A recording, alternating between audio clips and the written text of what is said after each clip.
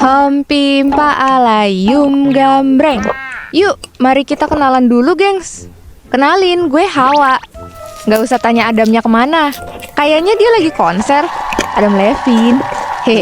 Jadi hari ini gue mau cerita tentang pengalaman gue waktu gue SD.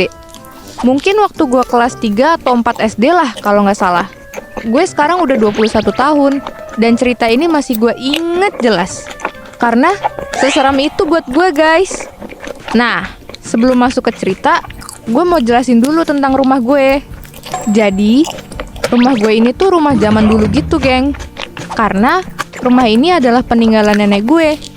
Semua perabotan dan desain rumah tuh udah kuno banget. Termasuk dipan kasur gue. Dipan kasur di rumah gue itu tinggi. Jadi punya kolong kasur yang lumayan. Dari pintu masuk, rumah gue itu langsung kelihatan dapur. Jadi, pintu depan sama dapur itu satu lurusan. Nah, sebelum dapur, itu ada ruang keluarga yang berhadapan dengan kamar nomor 1, alias kamar abang gue. Kamar abang gue ini yang deket pintu keluar rumah. Dan kamarnya itu emang gak ada pintunya. Cuma ada gorden tipis. Dan gordennya ini juga gak pernah ditutup. Dan di ruang keluarga ini juga ada kasur yang single gitu.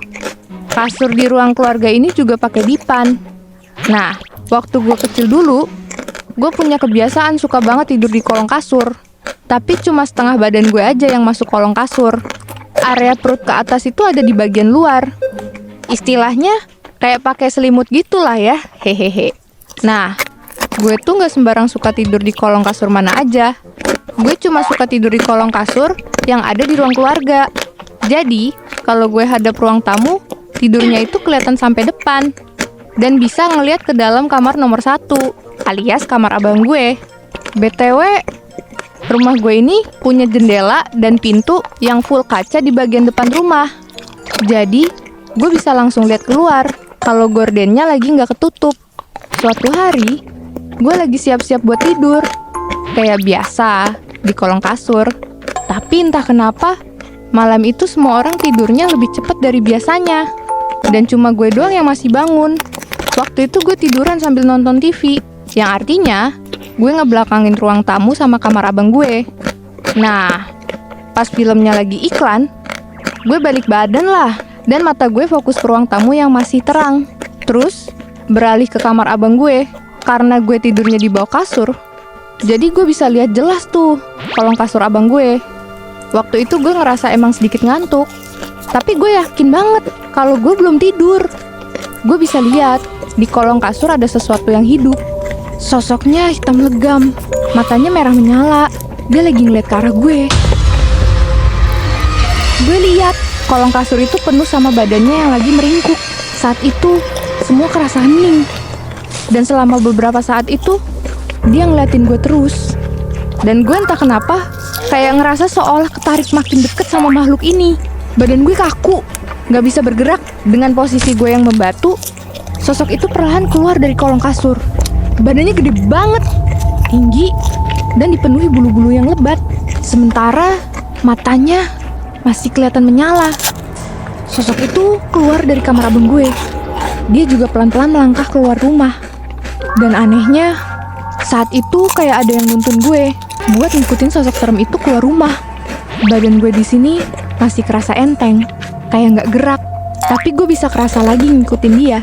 Pas gue keluar rumah, di depan rumah gue tuh kelihatan kebun bunga yang cantik banget. Padahal depan rumah gue tuh aslinya nggak ada apa-apa. Bahkan tanaman satu pun nggak ada. Kayak cuma tanah kering aja. Ketika gue fokus sama bunga-bunga yang cantik itu, sosok itu menghilang. Terus, gak lama kemudian, dia muncul lagi tiba-tiba. Pas gue noleh ke belakang, dia melambaikan tangan. Kayak ngajak gue buat pergi dari situ. Lagi-lagi, gue kebawa ke tempat aneh. Gue lihat makhluk itu tiba-tiba ada di seberang jalan. Di posisi ini, badan gue bener-bener gak bisa dikontrol. Badan gue gerak sendiri, mau ikut nyebrang ke tempat di mana sosok itu berada. Tapi kali ini, pas gue mau nyebrang, tepat di tengah jalan, tiba-tiba ada truk yang jalan ke arah gue. Gue berusaha buat gerak, tapi nggak bisa cuy. Badan gue bener-bener kaku. Gue udah pasrah aja ini. Di saat detik-detik terakhir truk itu mau nabrak gue, tiba-tiba ada yang narik baju gue dari belakang. Di saat yang sama, gue juga kebangun. Dan gue kebangun di depan teras rumah. Gue ngos-ngosan parah, keringet dingin, kaget bukan main. Dan saat itu, kejadiannya waktu malam jam 2. Gue buru-buru bangun dan mau masuk ke dalam rumah. Tapi ternyata, pintunya dikunci dong. Gue yang panik, langsung ngetok pintu keras-keras dan panggil-panggil orang yang di dalam rumah. Terus abang gue keluar. Dia sampai bingung lihat gue kepanikan. Lah, Wak, kok kamu ada di luar jam segini? Gue nggak berani langsung jawab saat itu. Gue cuma kabur masuk ke dalam kamar mama dan ngedusel tidur sampai pagi. Mama yang kebingungan waktu itu cuma bisa nemenin gue tidur aja sambil ngelus-ngelus kepala gue. Singkat cerita, setelah kejadian itu, gue udah nggak mau lagi tidur di kolong kasur. Gue juga nggak mau lihat ke kolong kasur, apalagi kolong kasur kamar abang gue. Tapi pas gue udah SMA, gue udah mulai berani tuh buat tidur di kamar abang gue. FYI, abang gue ini ngerantau keluar kota buat kuliah. Jadi di rumah tinggal mama sama gue aja. Dan gue jadinya nempatin kamar abang gue. Nah, jadi kasur abang gue itu berhadapan sama kaca yang full body. Jadi, dari kaca itu gue bisa lihat sampai bawah, termasuk kolong kasur abang gue. Ada kebiasaan aneh yang sering terjadi ketika gue tidur di kamar abang gue ini. Gue pasti selalu kebangun jam 1 pagi dan langsung lihat ke jendela kamar. BTW, jendela kamar abang gue ini cuma pakai gorden tipis. Jadi, kalau ada orang lewat, bayangannya bisa kelihatan jelas. Nah, malam itu, gue lihat jelas ada bayangan hitam berdiri diam di depan jendela kamar abang gue. Aduh, anjir. Gue pengennya sih pura-pura nggak tahu ya, biar nggak kepikiran macem-macem. Tapi gimana anjir? Mata gue ke situ terus. Jantung gue udah deg-degan bukan main. Ugal-ugalan banget deh tuh deg-degannya. Badan gue keringet dingin, gemeter. Dia lama banget berdiri di situ. Kayak siapa coba orang jam segini yang mau diem di depan situ? Terus kalau orang minimal ada pergerakan sedikit lah. Akhirnya karena gue takut, gue meringkuk aja di bawah selimut. Gue tutupin semua badan gue pakai selimut sambil berusaha nenangin diri gue. Gue hitung tuh teman-temannya Sound the Ship. Kan katanya biar kita gampang tidur, kita hitung domba tuh. 1, 2, 7, 4, 50, 200. Tapi bukannya makin tenang, gue malah tambah keringet dingin. Karena apa coba? Karena gue denger suara kayak kuku tangan yang digesek ke dipan kayu di kolong kasur. Krek, krek, krek. Fuck man, deket banget suaranya cuy. Gue berusaha baca doa-doa yang pernah diajarin ke gue waktu TPA dulu. Aduh, mana jus sama aja gue nggak hatam lagi. Setannya mempan gak ya kalau gue kasih doa makan doang? Pokoknya gue baca doa aja. Yang penting usaha. Nah, sepanjang usaha gue buat ngusir dan nenangin diri itu, lama-lama suaranya hilang. Dan suara-suara normal mulai balik lagi.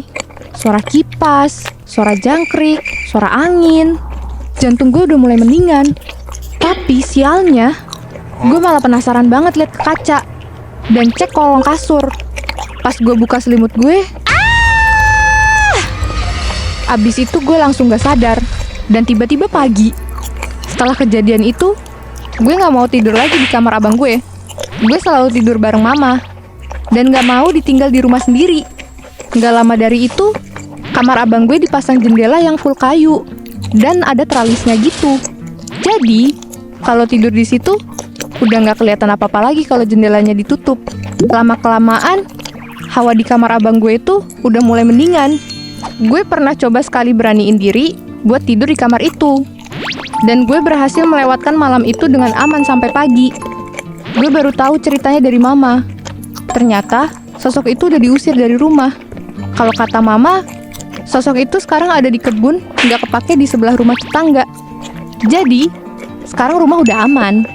Akhirnya, gue balik lagi tidur sendiri di kamar abang gue dengan nyaman. Nah, sekarang, gue lagi merantau dan ngekos di daerah ibu kota. Untungnya, kasur gue sekarang gak ada kolongnya. Jadi gue merasa lebih aman. Pesan gue, apa ya? Besok-besok kalau beli kasur jangan ada kolongnya ya. Kasur kalian ada kolongnya gak guys? Hayo, coba dicek. Ada sesuatu yang tinggal di sana gak? Cukup sekian cerita pengalaman gue hari ini. Sampai ketemu di cerita berikutnya. Bye!